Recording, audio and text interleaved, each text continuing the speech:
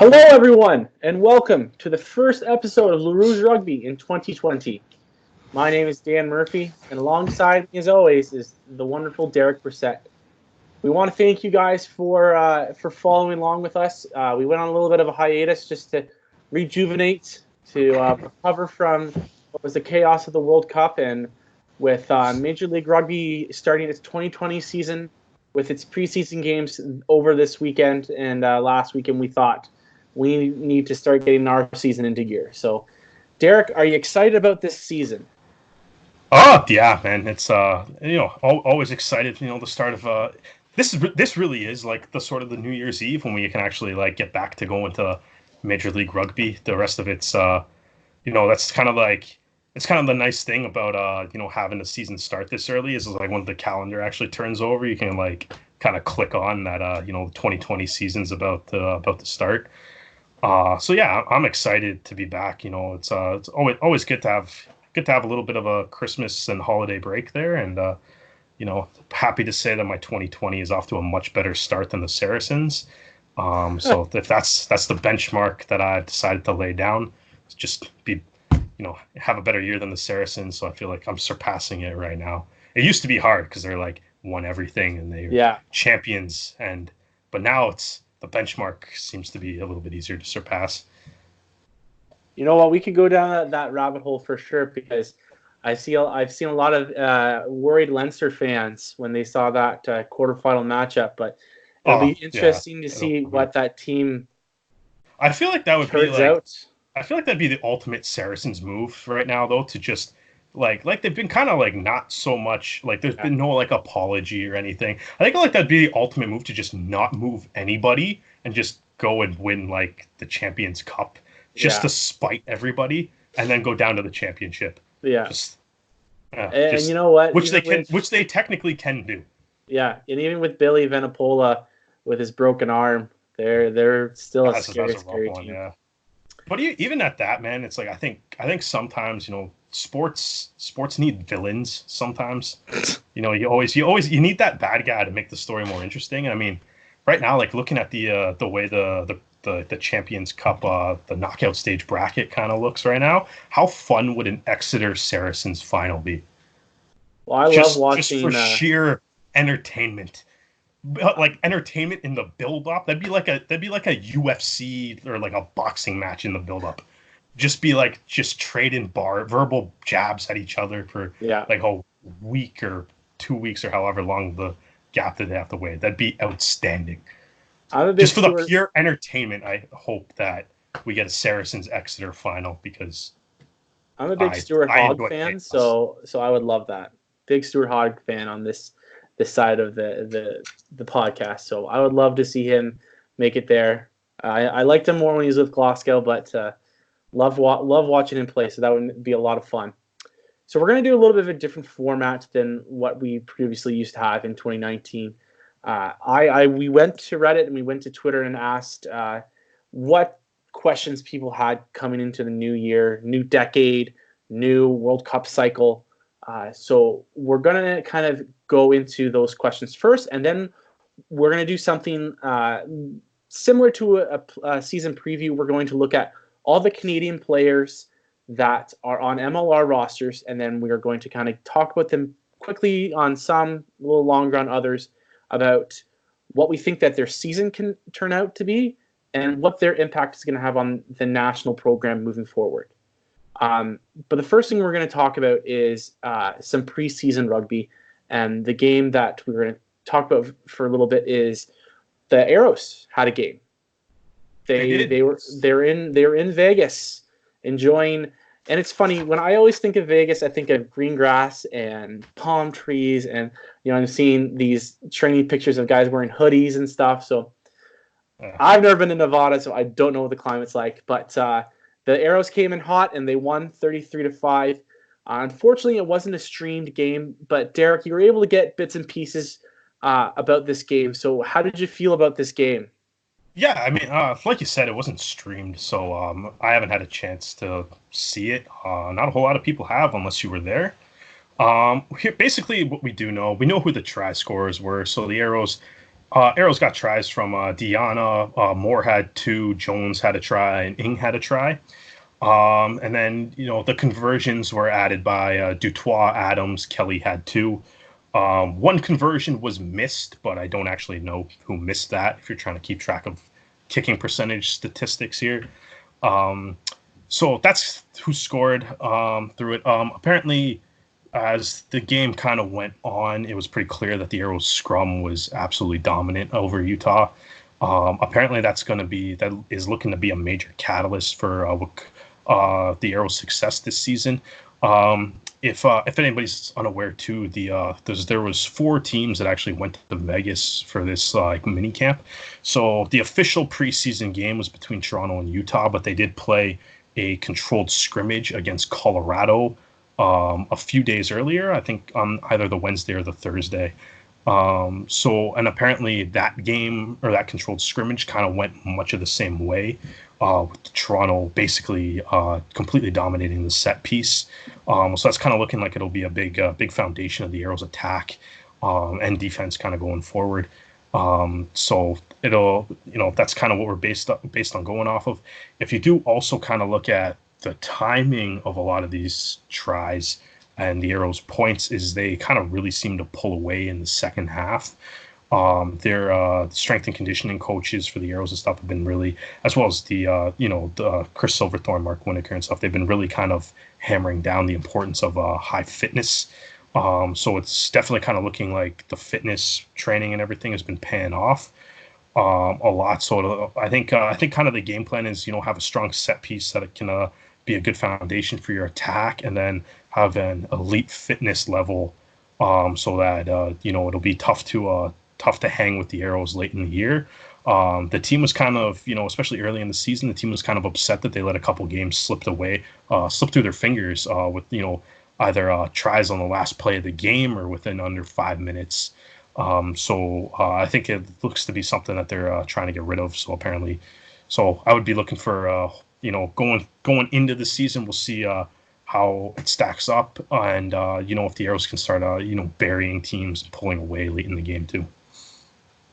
And I think that's going to be a very interesting point about the fitness part of it. Is part of the Arrows' struggles, especially at the beginning of the year when they weren't full force, was the consistency in terms of their play. Is they would go through spurts of brain fart rugby, and that would cause problems. I mean, the one game I can think of is the San Diego away game, where San Diego dominated them for a good portion of the start of the game, and it took some Oidman Empire power to steer them towards a win. Yeah, but that's kind of what the fitness is. Like, I think more of the games that they're kind of like, if you honor games like New York, where they lost. New York, the first home game against NOLA, where it's like they lost on literally a try on the last play of the game. Yeah, good point. I think that's kind of where they're. I mean, obviously, you want to correct slow starts, and you don't want to be doing that. You don't want to dig yourself a hole either. But I think if you're able to come on and finish games, also like we can really dive into a discussion on this Arrows roster. I wrote an article for Layman Sports, kind of projecting what I think the starting 15 and the whole match day 23 is going to be come February 9th versus Austin. And it's honestly, it was difficult to write at times because there's some intense competition for certain positions. Looking at the other MLR rosters, there's not a whole lot of teams that can have fully capped players coming off the bench. That's a luxury that the Arrows have. So you can put the good fit, put a high fitness level in, and combine that with genuinely elite players that can come off the bench. Then teams will probably be in trouble late in the game. And that's the depth, right? And this season's going to be long, and we saw it in the last game. We had a couple of big injuries, especially with some hard hitting from Seattle, and our depth was tested. But we're going to move on. The rest of the games, the Free Jacks beat a barbarian style New England team, the Independents. That's a cool name. I like it. Whoever named it, that's a cool name. That should have been what the Free Jacks were called. That's a cool name.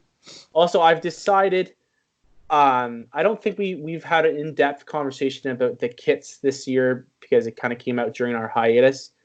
I'm not a big fan of a lot of the kits because I don't think there's a lot of creativity in terms of color. I think that especially in the East, the Free Jacks, Old Glory, and ATL are all black, navy, red, white. They're all the same. So I've decidide that the Free Jacks. There's a lot of blue. There's a lot of black in Major League Rugby. And then you throw Utah in there, and it's just it frustrates me. And I think ATL is the biggest killer there because they could have chosen so many awesome colors. Like if you look at the Atlanta Hawks kit jerseys, which are awesome, red and yellow and gold, and that could have been such a cool color palette to have. That's not used. I think that's the thing, though. Is I think considering there's a lot of black and red teams in MLR, I think Rugby ATL's probably got the better black and red kit. So, it's solid, it's clean. The map of Atlanta, on the chest, is an awesome addition to it. The jersey's cool. I kind of get what you're saying, but the variation of color. Yeah. But I don't think it means that. I don't really think, especially for Atlanta. I actually really like Atlanta's jersey. It's just, there's a lot of black, there's a lot of blue teams in Major League Rugby, and then there's Houston, which has a glorious bright yellow kit, and I think they should wear that. I think Rugby ATL. The black one looks good though too. Rugby ATL could do a super awesome red and yellow kit, and it would have been amazing. But what my original point, and I feel like one day we'll have to do a next top model style just breakdown of all the kits. I did that. It's on Layman Sports. Go read it. Yeah, but I wasn't there, and I have different opinions than you. But I think that the Free Jacks have the best kits in terms of those Free Jacks. The Free Jacks home jersey with the collar is amazing. But the away jersey, the away kit's not very good. No, I love it because I saw it. I saw some of the pictures from their game, and the little, if you look at their shoulders, it's got their little logos. It almost looks like an American flag. I really like it. I think it's pretty sharp.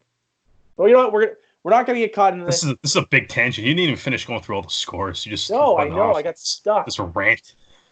This rant about not liking the colors black and blue or something. The Legion had 2 exhibition games, winning them both pretty easily. Old Glory just decimating the Navy College men's team 90-21. Colorado Rugby ATL, after ATL won their first game last weekend against NOLA, lost a close one to Colorado. And then the only game that really we could watch, the Tasman-Houston game, the Tasman kind of just showed that their fitness level was better, and they kind of pulled away from this in the second half. There's been a lot of breakdowns about that game. That the line speed on the defense from Tasman was impressive. Was there anything you saw other than your anger towards Scott Green? I didn't. I mean, it's I'm open. We can talk about refs later. No, I like. I thought sometimes though. I thought, like you said, Tasman's line speed was very impressive. I think too, though, at times they kind of caught Houston's backs a little flat-footed at times too, and maybe that's because part of it was the line speed, kind of forcing them to be a little bit more flat-footed. But it looked like Houston kind of had a really hard time coping with that. There was a couple tries that Tasman scored that were just kind of you kind of look at Houston and be like, maybe you shouldn't have tried to offload that. For Houston, it's an exhibition game against a really high quality opponent.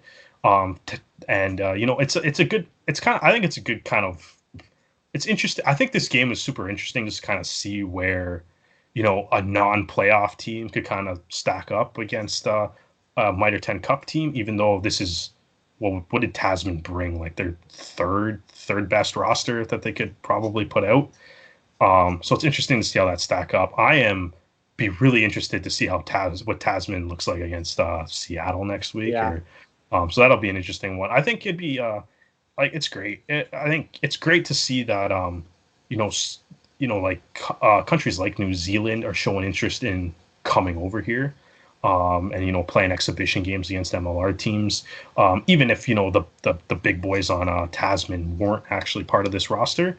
But it's nice to see, and it's like I hope the guys on Tasman are having a good time doing it, and I hope that they'll be keen to come back, or have other minor 10 cup teams come back and do this. The big plus too is we could actually watch it, which is a big plus. I think be nice to see going into next year if we can get a few more of these preseason games actually available, for sure, being streamed and stuff. Just because we're not asking for much. We're not asking for a fully broadcast game like this was, although it was fantastically done.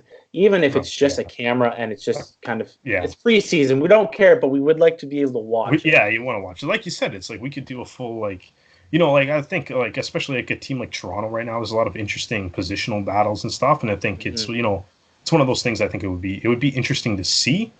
So if it couldn't be done, for any of these games this year, then it is what it is. But I think hopefully as the league grows, we can develop to a point where these games can be streamed or broadcast or anything. But it's one of those things. It's a new league, and it would be nice. But if it couldn't happen, it couldn't happen. And hopefully going forward, we'll be able to do it. And that's it for the preseason. So we're going to jump right into our questions from Reddit and Twitter. One of the questions we did have, and it kind of pertains to what Derek just talked about with the future of the league. With only one Canadian MLR team for this foreseeable future, should there be concerns that the gap to the U.S. men's team could widen? Now, I have an opinion about this, and my opinion is not at this current moment. Yeah, I would honestly when I first read it, I mean, it's a good question. It's definitely a fair question to be asked. I don't think it is. I think honestly, no matter what happens with Major League Rugby, obviously we know LA and Dallas are showing up next year. Potentially there's, a few other cities or ownership groups or whatever it is that's creating some rumors about two more teams possibly coming. If you had another Canadian team to that mix, it's still two Canadian teams versus 14 American teams. Yeah. Like the ratio is still very skewed there. So I don't think it'll be a concern. Obviously, part of the success of the Canadian national team and the USA Eagles comes down to their individual programs as well. Like their coaching, our coaching, the strategies, the way we want to play rugby, the way that's employed. But I don't think from an actual skill standpoint or anything, having more or less MLR teams really creates I think the one thing that we have to do is we have to realize that there's nothing preventing Canadians from playing for the American MLR teams. And I think, we have to, do if Canadian players through things like Pacific Pride, like Josh Steele, he played for Pacific Pride, kind of able to use that to get a contract with San Diego. If we can keep that sort of player stream coming through. So there's a lot of players in this league Canadian players in the league that aren't playing for the Arrows. I think if we can just keep adding to the amount of Canadian players across MLR as a whole, then we'll be fine. No matter what, there'll never be more Canadian or equal Canadian to American teams. So I don't think one team will make as much of a difference, but I think we got to do our best to be able to get Canadian players across the MLR for all the teams. And I think one of the things that people need to realize is that the big impact MLR is going to have is a long-term game. It's going to be that there are academies that they set up. It's going to be the opportunities that those academies have to develop players and give them a chance to play somewhere. And that is where, if we continue with just one team in Canada, Canada will struggle, because one of the problems rugby in Canada has had is guys get up to a level of under 20, might get a couple caps with the national team, and then they have nowhere to go if they're not good enough to make a league over in Europe. So that's why what we need for in the meantime is for Rugby Canada to push, the Pacific Pride program to keep guys going down in the States to play, because they're not they are moving like they are they're going to keep playing in Canada, and they don't count against the international cap. Yeah, I like I said, it's like I think if you can just like, there's a couple things that I kind of like was kind of looking at too, and it's like Robbie Povey and Josh Steele, who both have been signed to American teams. It's like if you type in their name on YouTube, there's highlight reels for them, and it's like, and you can tell that they were made by them, right? So it's like, I think if you like in this day and age and stuff, like if you're a good player, like if you're a good player and you have the skills to play professionally, somebody's gonna find you, someone's gonna want you. And I love what the Arrows are doing for helping Canadian rugby, providing a little bit of a focus on the Canadian game, providing Canadian players a chance to play professionally within their country for the first time. But I don't think that necessarily means that Canadian players should necessarily feel that they're limited to just the Arrows. We look at the expansion right now with Atlanta, DC, and New England and whatever, and they all have Canadian players on that roster. So I'm kind of hoping that next year too, when LA and Dallas come in, it's like hopefully they pick up more Canadians, because like more teams also means that there's more roster spots. And for the American teams and stuff, one of those places that you can grab players from is hopefully those coaches start looking north to acquire that talent. And some of our fan questions were about individual players, and where's this person? Where's that person? One of the guys that was asked about was like Luke Campbell. Yeah, Luke Campbell played very well for the Arrows, but didn't get a contract from them. And it's hard to believe that. Mainly because they replaced him with someone two higher quality background players. But my point is you're telling me that no one else in MLR wanted to offer him a contract. So our point is that they need to want this. We can't, even if we put a team out in Calgary or Vancouver, or if one goes in Halifax, there's not a guarantee that these guys don't want to play there. So that's something else we have to take in consideration too. But yeah, I just think like as the league grows, like, I mean, obviously you look at some of the rosters of all the teams, and it's like there's some rosters that are really heavy on just local guys and stuff, right? So it's like hopefully, as we go forward, it's like, as the league gets more resources and stuff, you can cast a wider net for who you're actually looking at to acquire on your roster too, whether that's internationally or hopefully Canada as well. I think American teams, like, you should look to it like Canadian players don't count against your foreign player cap. So like there's a lot of guys up here that can play in Major League Rugby, and if you need help at a certain position, it's definitely like it should be an option. The one thing that I don't want, like, Canadian fans and stuff, is I don't want to get us like locked into we need a second team. I want Canada to be able to just like thrive at rugby regardless. So it's because it's like we don't know if a second team is going to happen in like in 2 years, 5 years, 10 years, 20 years, 30 years, 40 years. So there's a World Cup in 4 years. Maybe no Canadian team by that point. We got to make do with the fact that we only have one Canadian team. Yeah. And like there's 17 guys not playing for the Arrows right now. I want to see that number go up year after year, a lot more than I want to just keep hoping for a hypothetical Canadian team. And hopefully if that number of Canadian players goes up, the talent across Canada also goes up. Things like the Arrows having an academy team is going to make the caliber of players go up. Pacific Pride is already working. There's already Pacific Pride players in the MLR and not just playing for the Arrows as well. So like if we keep going on that, not having as many professional or MLR teams as the United States should not be a big deal at all. And I mean, Pacific Pride is a good example, especially with, we all know that how much talent is in BC.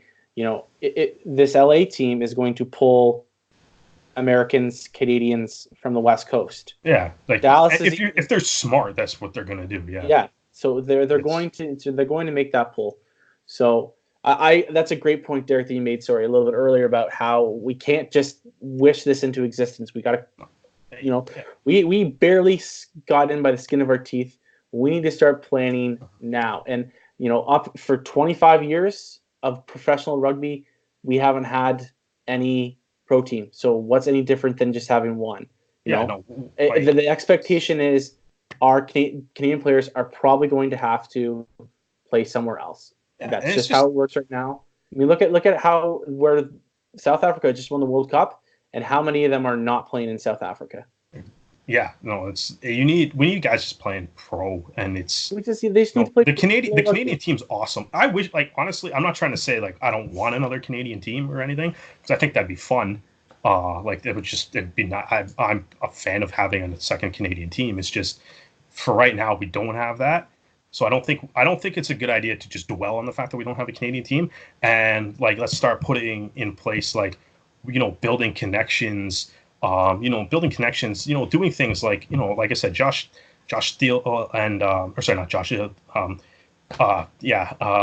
Josh Steele and his I'm getting him and his brother mixed up in my head right now. But yeah, he's got a highlight reel on YouTube. Robbie Povey's got a highlight reel on YouTube. I was to say even coming from Australia, Richie Asiata for the Arrows, he has a highlight reel on YouTube too, and it's you can tell these players are kind of, you can tell by the way it's posted and stuff too. It's these players either they did it themselves or they had somebody that they knew that had the talent in video editing.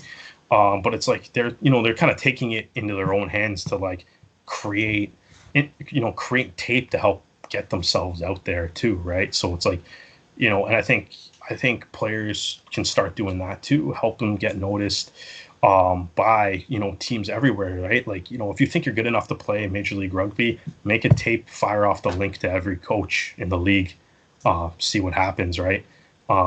This worst thing that happens is they say no, right? So it's if you're good enough, it's people will find you, and then it goes both there's elite Canadian players, guys like Eric Howard, Kyle Bailey, Sears Duru, that they're all playing south of the border. So it's not, I just don't if you're a Canadian player, don't feel locked into either having to play the Arrows. Yeah. Which I mean, if the Arrows want you, great, definitely go play for the Arrows and stuff, right? Be in Canada, it's awesome. They're working together with Rugby Canada.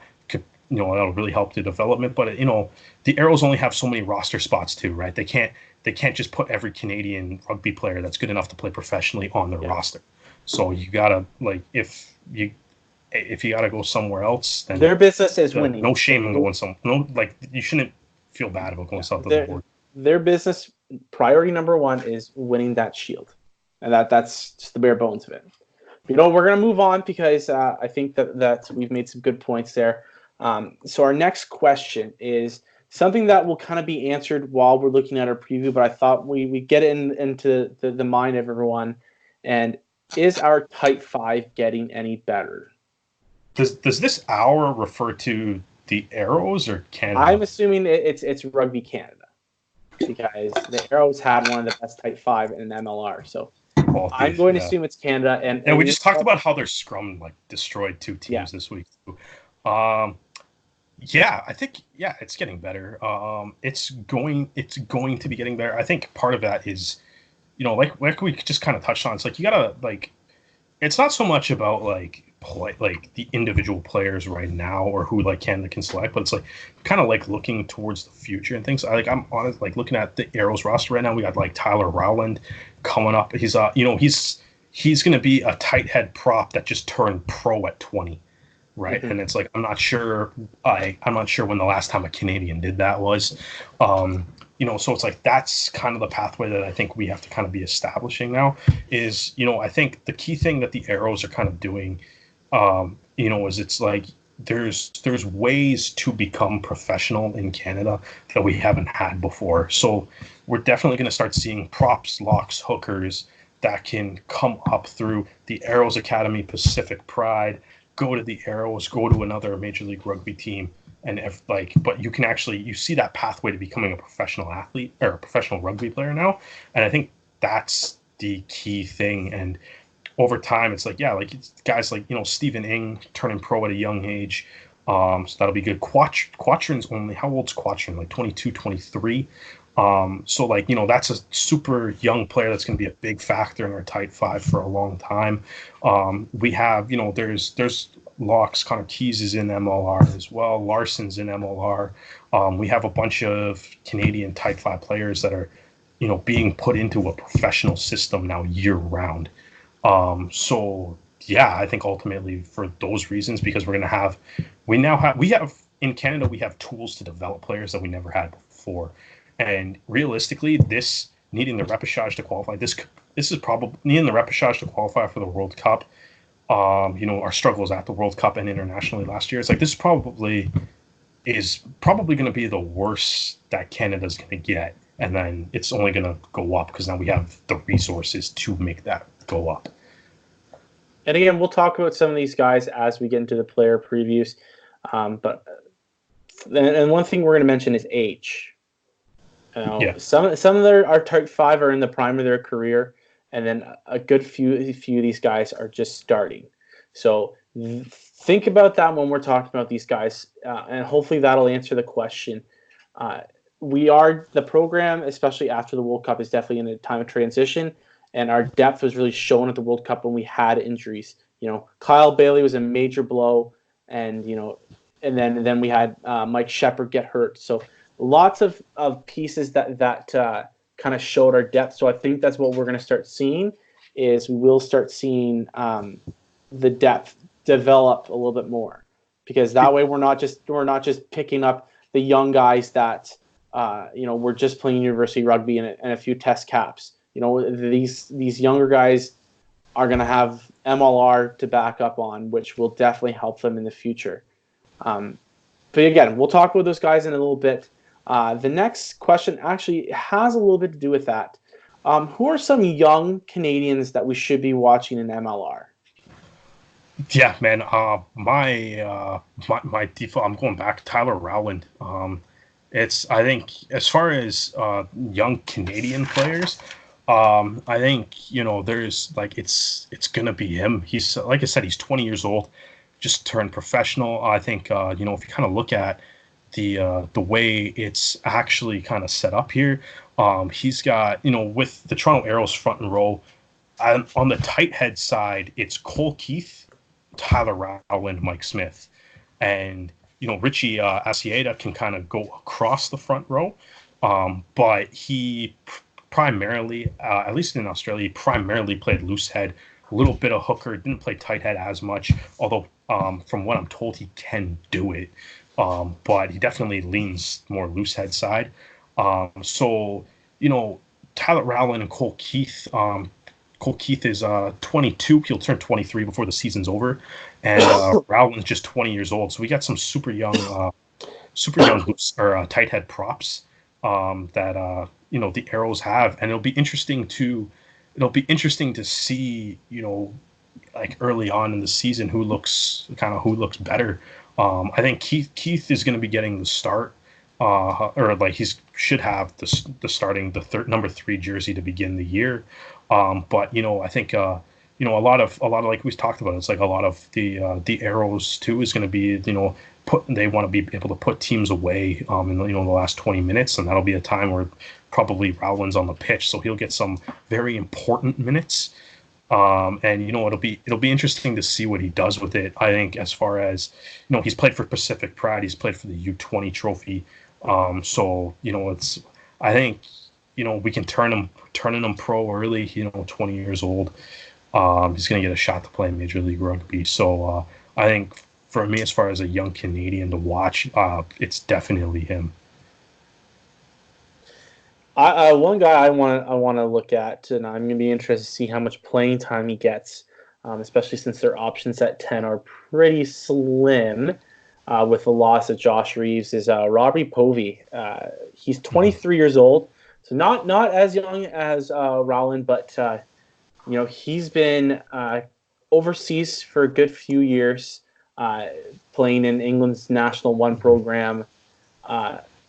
He is an interesting character because he can play fly half and fullback, but I want to see him as a fly half with Utah. I want to see him play because he's played the U20, he's played the senior A sides, he's got his test debut against Chile, and he was part of that training group when the repechage was going on. So yeah, he's got 4 caps to this point. He's got 4 caps. I'm interested to see what he can do, because if he has if he strings together some strong MLR seasons and throw in some ARC, other test matches, has a chance to kind of run away and take that 10 jersey, because really our options are kind of slim. Peter Nelson went back to Ireland to play, and Shane O'Leary, I guess his still playing overseas, but how much is he really going to get playing time in Canada? He's 26 years old. He's definitely going to be part of their plans for the next few years. But so I'm interested to see what he can develop into. I think MLR will do wonders for him. I'm really excited to see what he can accomplish. Yeah, I think Povey should be good. I mean, 23 years old, like you said, it's like Canada. We're a little thin on the fly half position. To a degree, but I think it'll be interesting. I mean, the other Utah fly half is Hagen Schultz, or Schultz. Plays for Germany. He played against Canada at the repechage tournament. From South Africa originally, so I don't know if it's locked in who Utah's gonna have for the start. Like I said, unfortunately, I don't know what Utah's lineup actually was for that preseason game that they played against the Arrows. So I don't really know how much Povey or Schultz played. So, we'll see what happens. I think, I think that's one of the benefits to, they said, like what we were talking about earlier, this is one of the benefits to still having all the American teams. It's like, the Toronto Arrows are pretty deep at fly half. So, I mean, it's a tough roster to crack, but you can go, find a team like Utah that's, in need of somebody that has your skill set, and, you can go and get a pro contract out of it, right? So we're kind of going to blow through these next couple questions just because of the fact that they're pretty simple questions. Some of them more than others. First one is, I thought this was a funny question because this guy's for some reason been polarizing for some people. But is Jamie McKenzie a good rugby player? That's a very open-ended question. Yeah, I mean, like, to literally answer this question, yes, he's a professional rugby player. He's pretty good at it. That's how you become a professional rugby player. What are we going for here? Is he good, like, compared to something as a standard? Yeah.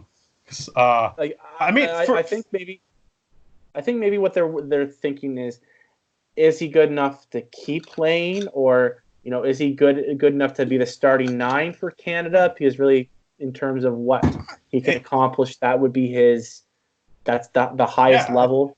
Yeah, I mean, I have no issues with the way Jamie McKenzie plays rugby. I think looking at the Toronto Arrows, I think Andrew Ferguson is 9, and McKenzie would be coming off the bench. To be honest, looking at the Canada World Cup roster, I thought Ferguson should have been there. They played that. They did that little scrimmage with the Arrows players and Canada players, kind of intermixed on the same team. It's kind of like an inter squad game, but the Arrows and Canada were mixed when they came over to play Leinster. And I thought Ferguson might have been the best scrum half on the pitch in that game. Yeah. But he ultimately wasn't chosen for that team. So, but I think Ferguson's the 9. I think, but at the same time, I think if you're looking at a guy to come off the bench, Jamie McKenzie is an unreal option to have. Not too many, like I said, there's not too many teams in Major League Rugby that have the luxury of having capped players coming off the bench. So I mean, like, if you can have somebody with his, like, his veteran experience coming in to close out games, it's a good option to have. So I mean, there's probably a lot of teams in Major League Rugby that'd be happy to have him. As their the reserve scrum half. So I mean, I think, is he past his prime? Probably. But he's definitely, especially for the Arrows, he's definitely going to be a serviceable player. And yeah, he's, to ultimately answer this question, yes, he's good at rugby. And I think the hard thing is what hurts people is that a lot of people felt the same way as you, Derek, that Andrew Ferguson should have been picked for the World Cup. So that will always be something that people compare the two. And might have just been familiarity because Ferguson suffered that injury before their repechage, so Jamie was sent. Ferguson was the 9th basically all of last year too. So for the Arrows, so I mean, I expect that to stay the same. Like, I mean, I don't know. Like, Jamie McKenzie's definitely not a bad rugby player, if that's what this person's trying to get at here. Yeah. Jamie's been to 3 World Cups. Yeah. He's been, part of Canada's program for a period of time. He's first capped in 2010. And he definitely, probably, I think he probably had a period of time where he was the best scrum half we had. So, it's just, times change as you kind of go along. It doesn't make him a bad player. It's just, sometimes as your career moves on, you just got to adapt to a change in role. And, so, I mean, he's a good player. He's going to be, Ferguson, McKenzie as your scrum half, as your 2 scrum halves for match days. You're looking pretty good at that position.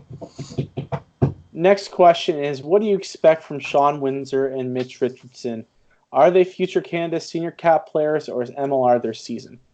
Now, again, we'll be looking at all of the Arrows players next week when we do our preview for the Arrows, because we've got a lot to say about them. But I felt like these are 2 guys kind of fringe. Sean played a lot of rugby when the ARC was going on.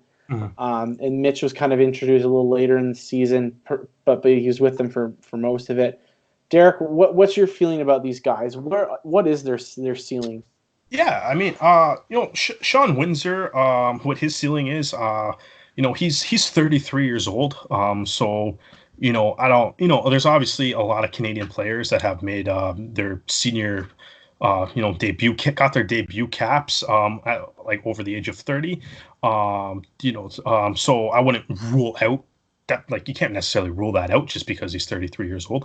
But I don't think Windsor will necessarily get to that point where he's a Canadian option. I do think, though, I'm actually a big fan of Sean Windsor. I actually really like what he did for the Arrows last year. I don't want to say he's the most underrated player in MLR, because I don't feel like that's the proper thing to say, but I feel like he's probably one of the more underappreciated players. I think even, like, looking back at the Arrow season last year, he kind of beat out Jack Evans for the starting fullback job early in the season when Theo Sauter, Gaston Mirez were away at the ARC. Patrick Parfrey hadn't arrived yet. So he was the fullback for a good portion of the season, start of the season. But he also had when Sam Malcolm was pretty much the only fly half on the team. And Sean Windsor was the only other guy that had experience playing fly half. He played fly half for Mac. I think he played fly half for Stony Creek as well. Throughout, he's been at Stony Creek for most of his senior rugby career. Actually, all of it, I believe. And when Malcolm got hurt in that one game against Houston, he was the guy that had to step up and take over the reins at fly half, because he was, he's the only guy that really has that fly half experience on the team. That has obviously changed this year with the addition of Taylor Adams and Will Kelly. But for a lot of the time last year, it's like, he was a very good, solid player during that stretch before the ARC ended. He had, too, even after the ARC ended, he got into that game, that rescheduled game with Austin, where he made one of the best plays of the Arrows season.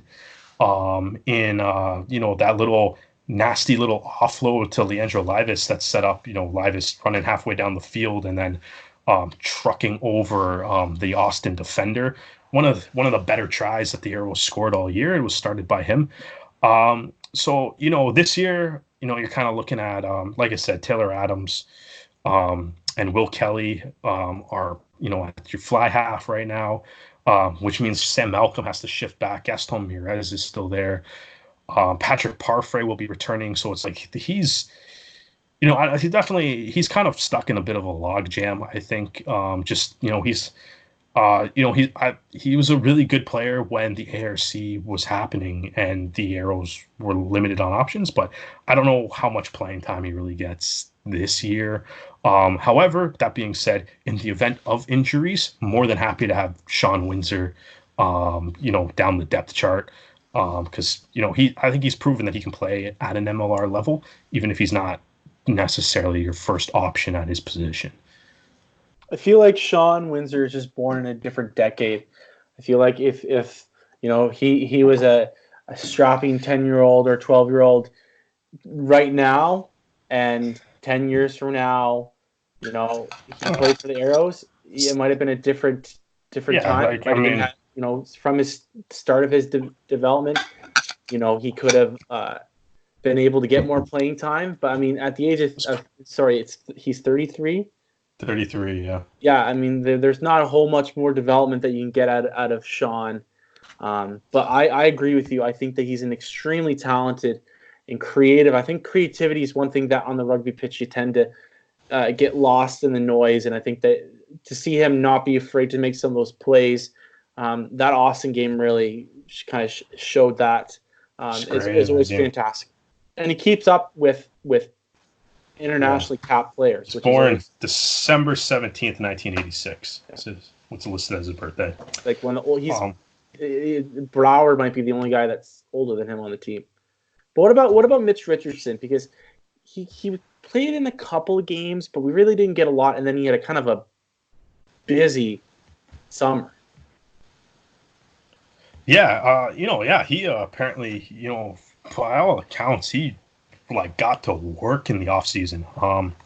So yeah, I mean, if you're asking, if the Canadian national team is in the cards and stuff, I mean, yeah, hopefully for him. I think it's you look at the Arrows centers. The Arrows got some solid centers. They got Detroit, Jones, Ben Lesage, Dan Moore can play in the centers as well, and then you have Mitch Richardson, and I think he's had that extra time with Pacific Pride. He had a great offseason. He's looked really good in training as well from what I've seen.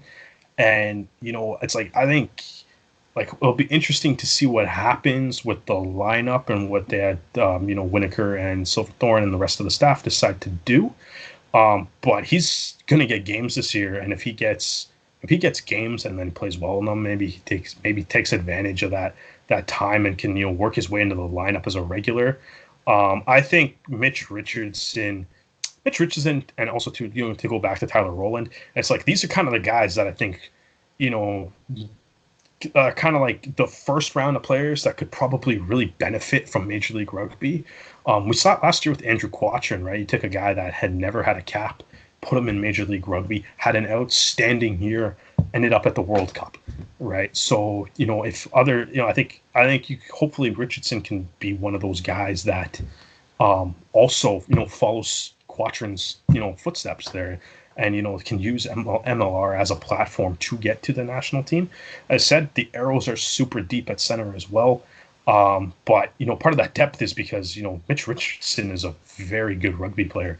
And, it's, hopefully, it's like they get honestly, like center was when I wrote my projection, center is one of the hardest positions to pick just because, it felt like sometimes you're just trying to split hairs between which guy you want in there.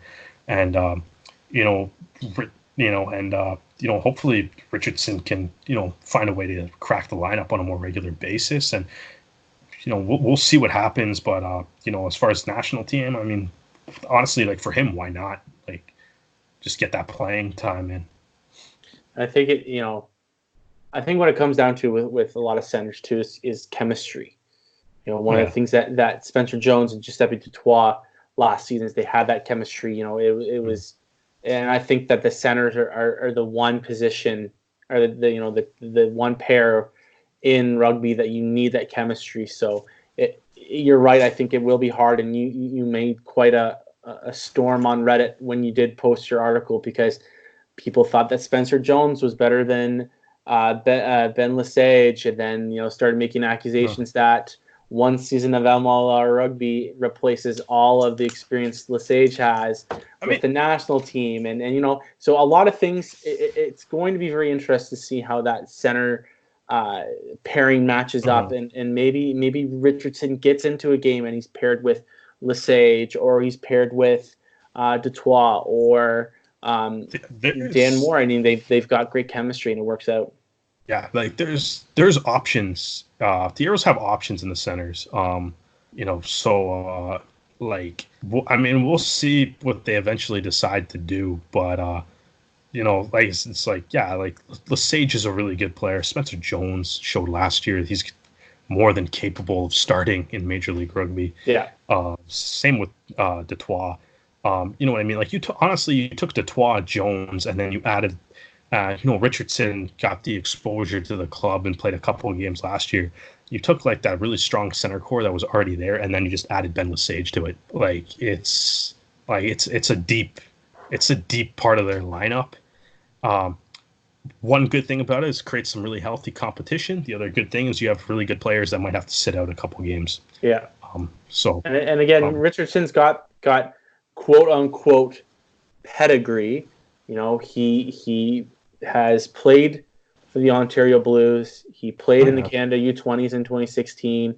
He attended McMaster University, won a bronze medal at the Canadian University Championships. Played for Pride earlier this year. Played for the Pride. He's played for the Ontario Arrows when they were in the exhibition. Yep. So he's got the pedigree. He's not just a club guy that came up. So his ceiling could be very high. Speaking of high ceilings, but hasn't always kind of had the most consistent MLR career, Kainoa Lloyd. Now, Kainoa Lloyd has been a fixture for Canada at different levels for a few years now, and he's someone that I love to watch play. I think that he has a high ceiling if he gets the games in.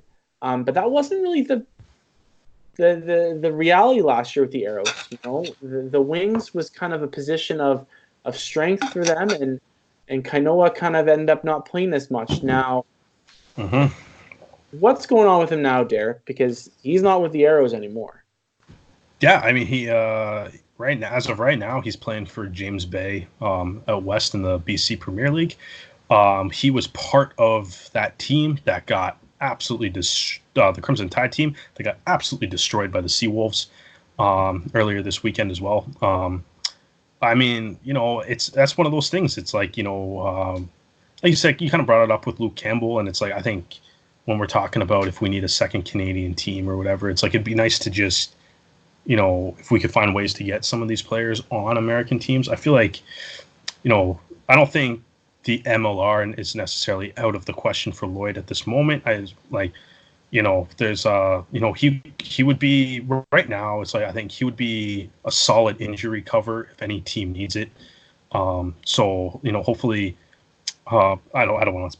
That sounded weird. Yeah, it's never good to say hopefully someone gets hurt. That's definitely sounds weird. It's not what I mean by that. But if there's an opportunity that opens up for Kainoa Lloyd, then hopefully something will come by and hopefully he'll be able to jump on it. But for right now, he's playing for James Bay.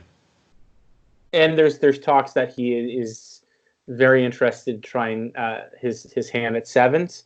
You're going to see a lot of guys do that with the Americans.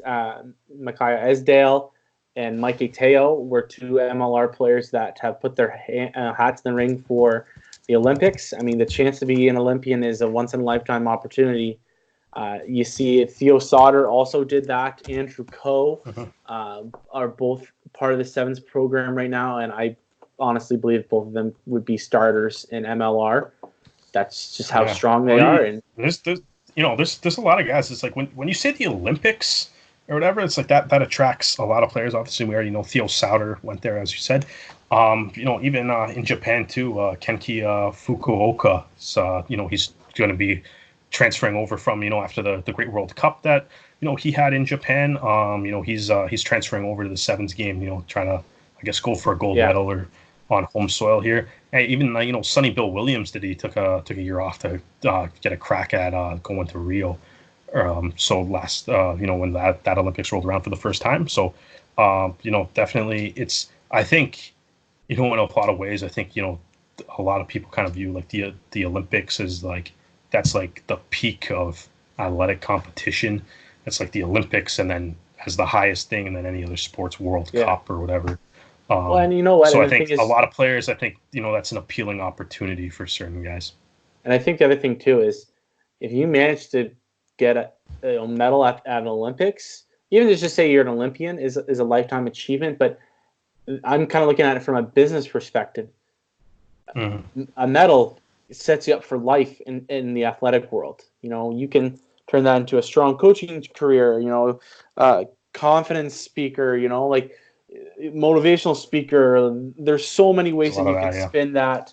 So it is something that definitely a lot of players, and Kanoa Lloyd definitely would be a fantastic sevens player. So it'll be interesting to see if he makes that squad. The last question we have is a question that I think the best way to describe is it's interesting. It's a very interesting question, and if anyone is watching this show is a visa expert and working visas, please let us know because Derek and I are not well versed in it, but we thought it'd be an interesting discussion to have quickly. The question was, what will MLR do about coaching visa issues what will MLR do about visa issues for players and coaches? Is the problem only happening with Canadian players? And I think the big thing is they're talking about Josh Thiel's visa issues and coaching trying to obtain working visas again. You just need to look at Seattle and all the visa problems they've had. Yeah, it's definitely not just Canadian players. Obviously, players from various different parts of the world. I don't think the Beast has even really practiced with Old Glory yet. He arrives the 22nd. He arrives the 22nd. Okay, there you go. So I mean, that's something that has to be sorted out too. I think it's an important thing. I think it goes all the ways. I think it's important to note though that professional athletes in any sport, in any league that involves Canada and the United States, whether that be Major League Rugby, the NBA, the NHL, Major League Baseball, any of the the AHL, all the minor hockey leagues going down too. If players need visas to go between those countries in order to play too. So you need a visa to be able to, John Tavares needs a visa to go play the New York Rangers or the Buffalo Sabres or whoever south of the border. So that's that's kind of one of those things. And there has been issues so far, but I think I think this is one of those things where it's a new league. And, there's some growing pains. I think visa issues might be part of those growing pains. If you look at some of the more established leagues, right, when was the last time you heard of an NBA player couldn't go play the Raptors because they had a visa problem or guys arriving late to training camp for that. And, I think it's just one of those things. It's as time goes on, it'll get sorted out more. It happens. It's been happening. The Wolfpack have been having issues with it too. It is what it is. I don't know what to do about it though, because I don't really know the legalities behind it, but I don't. So I'm chalking it up to growing pains just because I don't really know what other advice to offer.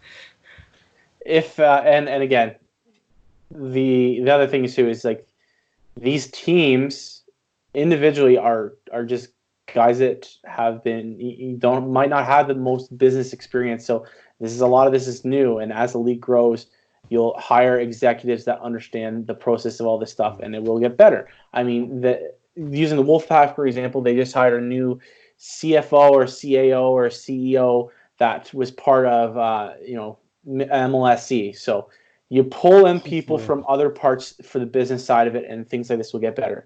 If you want another view on why there's problems, on our Twitter, it was asked, and Bill Webb gave a very interesting answer. We're not going to talk about it because I don't want a tire fire discussion about it. So just look at Bill Webb's answer on tweets. It involves a very high-ranking government official that's not from Canada. Not from Canada. This is your teaser. There you go. Rhymes with Forrest Gump, I think. At least the last part of the name. The last part. Yeah. But we're gonna jump in now to our preview. He used to be in Home Alone too. I think he was an actor.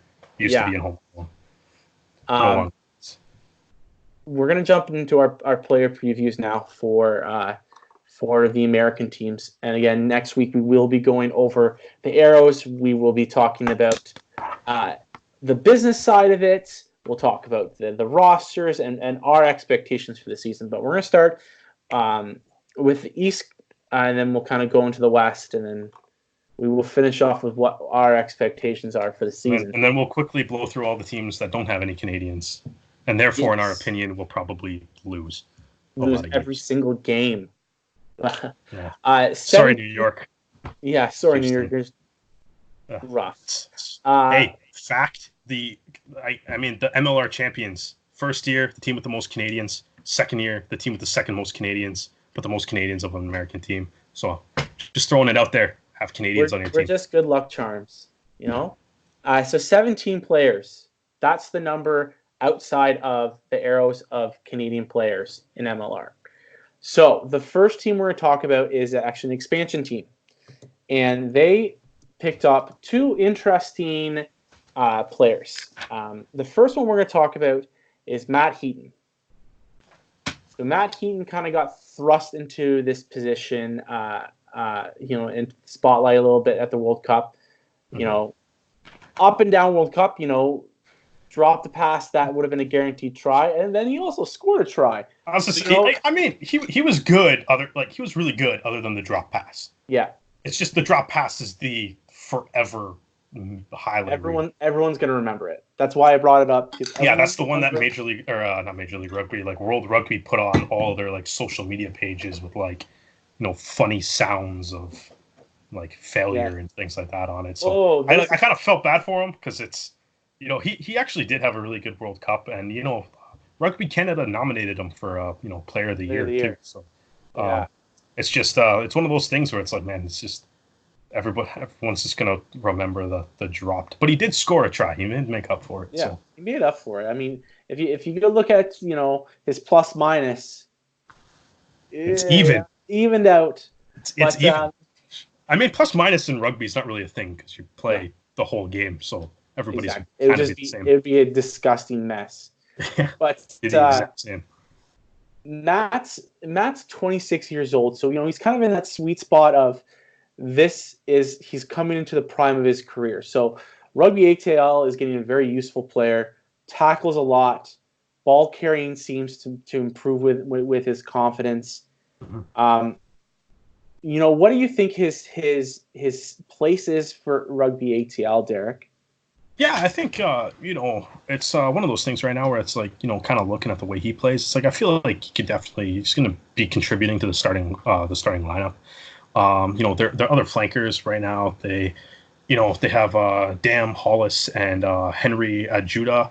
Frederick Henry Ajuda, a little bit of a Canadian connection, used to play in the CFL too. So there's some more Canadian ties just because we're a Canadian podcast. I'm going to point it out every single time we get the chance. Also, CFL is better than the NFL. Don't be mad at me. But he's been kind of looking at for Henry Ajuda. He's been kind of the face of the franchise to start their kind of campaign here. He was the guy that went to Vegas for the jersey unveil photo shoot, things like that. So he's been at the front of some of their marketing initiatives. So I feel like based on that, they probably have high hopes for him. He's probably going to be starting too. The other two flankers for them, Dom kind of had. He was on Glendale Colorado, Glendale last year, because we're talking about last year, so we can call them Glendale still. We have to have a jar every time that we call We call Colorado. him Glendale. Glendale. We have to like. Yeah. So, but either way, but anyways, Jason Dam, he played for Glendale, which is now known as Colorado, last year, but he didn't have a whole lot of playing time. He played at, I believe it was about 79-ish minutes over the course of 3 games. So, obviously that's part of being an expansion team, right? You kind of go to the old team, to the existing teams, find some underutilized guys, bring them over to your team. So we'll see sort of like where he ends up. Paris Hollis as well. He's one of those guys too from Life University, played for 404. So obviously some familiarity with the Atlanta coaches there. But I think, kind of looking at the pedigree that Heaton kind of has built up, I would be sort of like they're all kind of around the same age, except Jason Dam's 2 years younger. Everybody else, there's 91s, 93s. So there's not, but Heaton also has the most caps out of anybody on there. So it's like I kind of feel like he might be, he should be able to find his way into the starting lineup under those circumstances, and hopefully he can make a bit of a name for himself as part of a strong Atlanta squad that genuinely looks like they're the best of the expansion teams, and could probably maybe push, I'm going to say, NOLA for that 3rd playoff spot in the Eastern Conference. And the other guy on this team is someone that I find very interesting. I think that he's got a bright future. And a very interesting situation here. Yeah, Connor Keys. So he's 23 years old. Mm-hmm. He came from overseas. He was playing with the Rotherham Titans. So I think that this is a great spot for him. I think that Connor can do well playing in North America under the eyes of the national program. Playing time is going to be interesting for him. I saw that last weekend he did get some time, not as a starter, but he did play a little bit. Derek, I see him as one of the guys that Canada needs to invest a little bit of time into, because I think that he can be a starting lock for Canada in the next few years, and especially at his age, he's definitely going to be involved in the next World Cup. So what do you see with Connor? Yeah. Connor Keys, I kind of agree with you, man. I think he's he's one of the better locks that Canada has at the moment. Especially, and outside, we only really have we don't have a whole lot of locks in MLR outside of him and Josh Larson, Kyle Bailey, and then all the Arrows locks. But it's nice to see that position. Like we said, we talked about the tight 5. If it's going to get better, having locks playing in Major League Rugby is definitely going to help. The one thing though with Connor Keys, which is maybe a little bit kind of concerning, like you said, he didn't necessarily start. The other locks on Rugby ATL are seemingly pretty good. There's some. They're all South African. There's Curry Cup experience. There's Super Rugby experience mixed in there. So it could be. We'll see what those guys bring to the table, but it's it could be hard for him to be into making the starting 15 regularly. I think obviously, hopefully he gets a ton of playing time, but it's always interesting to see when guys that have that Super Rugby background and stuff that do come to Major League Rugby, to see what they can bring. So they don't have necessarily a lot of experiences, but they've been locked into a super high level of rugby for a while.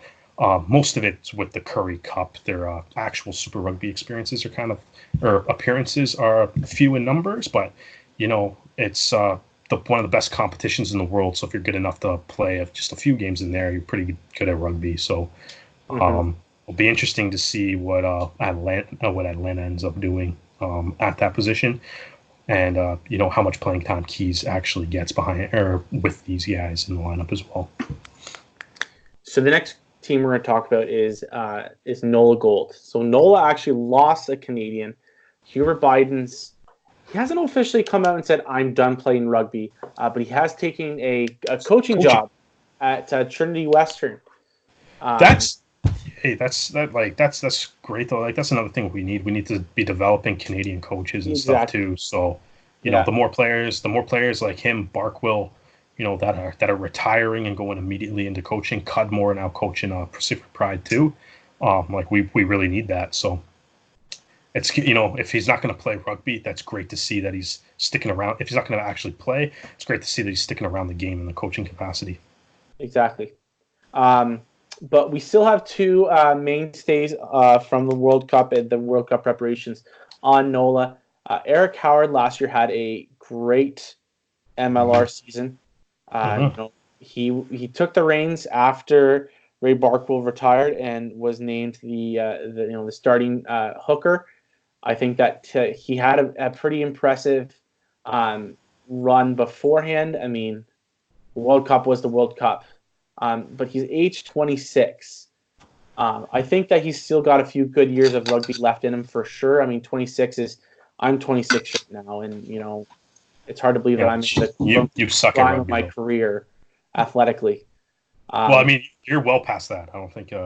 Oh no, I feel like you're well past the actual. That ship sailed. You're nowhere near as good as Eric Howard at rugby.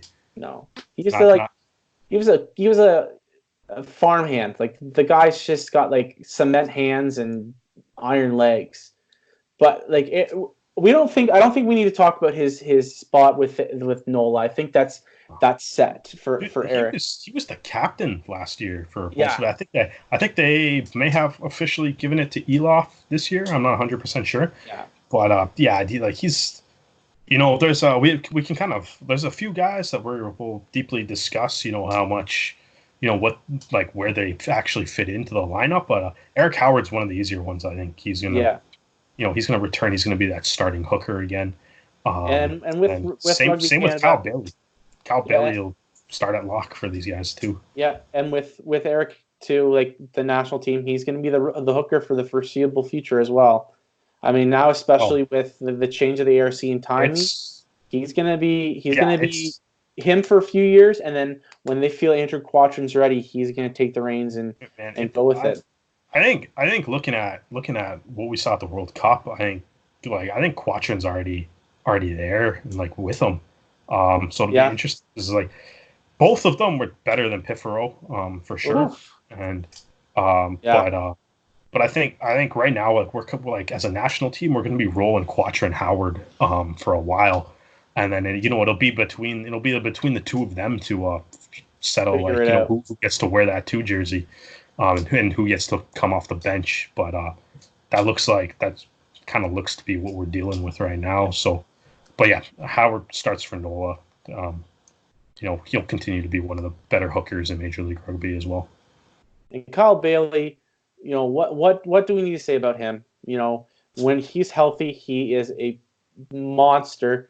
You know, he's a pest at the breakdowns. He is a strong ball carrier. You know, for the national team and for NOLA, he is a voice of leadership at the line-out position. I mean, you just need to look at how Canada's line-out went when Kyle wasn't there. My biggest worry, Derek, is he has been getting hurt quite a good amount, and you know those miles start to lean on the body. So the way I see it, I see it is his days as a national player. I mean, he's definitely going to be busy with Canada for the qualifying, but I'd be interested to see if he actually makes it to the World Cup just because of the wear and tear that his body's taken. Yeah, I mean, like I don't see why he can't if he doesn't want to right now. Like I mean, injuries are always a tough thing to predict, right? So, you know, it's one of those where you can kind of go back and forth. I mean, he's about 28 years old, so he's not like 28's not really you know the time to 28's not really the time to hang them up. You know what I mean? Like I don't think he's necessarily at that point. Like you said, he did get injured recently. You know, hopefully it doesn't hold up. It'll be something that every team in Major League Rugby has to deal with, though. It's you know, it's going to be the 16-game season. You only get one bye week now. Depth is going to be a major factor in who lifts that shield at the end of the year. So and depth and fitness. You got to be able to, you have to keep your players healthy, and you have to have, in the event that there is, major injuries, then like, what I mean, you got to have somebody ready to go to, come into the lineup behind them as well. So I think like those will be two major factors going into this season. Having 3 bye weeks, buys you saw a little bit of rest time and stuff, but that's gone now. And some teams have bye weeks a lot earlier in the season than others. Yeah. Some teams have them right in the middle. Some teams have them a little late. So it'll be interesting to ultimately see what happens with the bye week. But it's something that every team's going to have to deal with. And I think Bailey would just be 32 the next time the World Cup runs around. So I feel like if he's healthy, and if he's healthy and he can stay one of the the top locks in the country, I don't see why he couldn't be at the World Cup. And we will see. I think that's, I'm taking a very pessimistic. Those injuries worried me, but I did also see him play in that exhibition game against Rugby ATL, and he was that ugly pest that I hated watching whenever the NOLA played Toronto. So it's good to see that he's kind of back to his old habits. The next team actually has a good little amount of Canadians, especially in the center positions. Old Glory, and the first guy is the oldest guy on this list, and it's Kieran Hearn. Mm-hmm. He might have a few years left to provide to the national team, but what do you think that he can offer to Old Glory, Derek? Yeah, I mean, for both, bringing up Old Glory here, they got. I mean, they really, as far as at least the positions that guys typically play and what you list them as, they have 3 centers. So they got Doug Frazier, Canadian, Kieran Hearn, also Canadian, Threaten Palamu, really cool name, but not Canadian. And like realistically, at least one of them, if Palamu, sorry, I'm pronouncing his name wrong. Palamo is he's a really good. He's a really good player in his own right, and so he's definitely going to be, he'll probably be kind of looked at to be one of, their the big guys in the backs for Old Glory. Again, it's another player too that he was the guy that they chose to go do the like the captain's photo shoot. To unveil the jerseys, do a little bit of the Vegas weekend promo. So I feel like they're expecting some big things out of him. He's got 19 caps for the Eagles. So, I feel like, maybe it might end up being a little bit of a battle of, if he's going to be one of the centers, it might end up being a little bit of a battle between Frazier and Hearn for, who starts alongside him. And it will be interesting. One of those guys pushing for one of those spots is Doug Frazier. Doug was someone that everyone kind of talked about for a few years, and then again the injury bug kind of hit him, and he never really was able to keep a full healthy season and get a lot of games in. And when he played for Austin, he looked dangerous. He's a hard runner and plays well. At the age of 27, he's in the prime of his career right now, so he's got to make a big impact with Old Glory. And do you think that he has that opportunity? Yeah, I think, like I said, I think why not? I think that's one of definitely I think looking at their roster, they got a handful of wingers. They have like, I mean, there's certain positions where they seem a little thin in the backs. I think Old Glory is kind of an interesting team. I feel like they're maybe, we talked about depth being a really, key thing to that might help you along the way here in this MLR season. But they kind of look like, they are a really top-heavy team, and then there's certain positions that they're a little bit lighter on. Center, fullback kind of stick out a little bit. If DTS gets hurt, you're kind of, I'm not sure what the complete game plan is for them. But I think it's the same thing. I think Frazier definitely has a chance to be a consistent starter on this team. So does Hearn. Like I said, Palamo's probably locked in there. So we'll yeah. I think I don't see why they couldn't. it's just, I think those are two guys that are maybe kind of better. And like you said, it's, they both, we go back to what we said. It's like, the arrows are pretty deep at center. So you play center. Maybe if you can't get that, so you can go find a team though that doesn't have a whole lot of centers, and actually, be like, hey guys, you can use somebody of my skill set, and then end up playing for, one of the American teams again, right? It's exactly, they got two Canadians playing at a position that they definitely need two Canadians playing at. So I'd expect both of them to really get quite a bit of playing time going forward. The last guy from Old Glory is the eldest Larson Travis, flanker, age 28.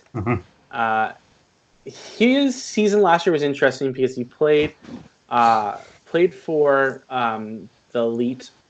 Then there's that weird situation where he's called up for the 3 games in the ARC, but then didn't play. So it was a very strange situation for Travis, but he's looking to kind of reopen the eyes of the selectors for the national team. So I think he'll have a very interesting year. I personally don't know what Old Glory's flanker situation is.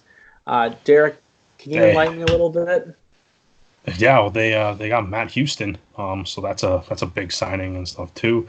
They're 8-man as well, which would be Jameson Fanana Schultz.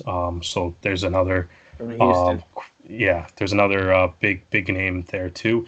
Their flanker situation is that they have a lot of them. There is, based on their roster, 1, 2, 3, 4, 5, 6 of them plus Travis Larson. So there is, there's some competition that can definitely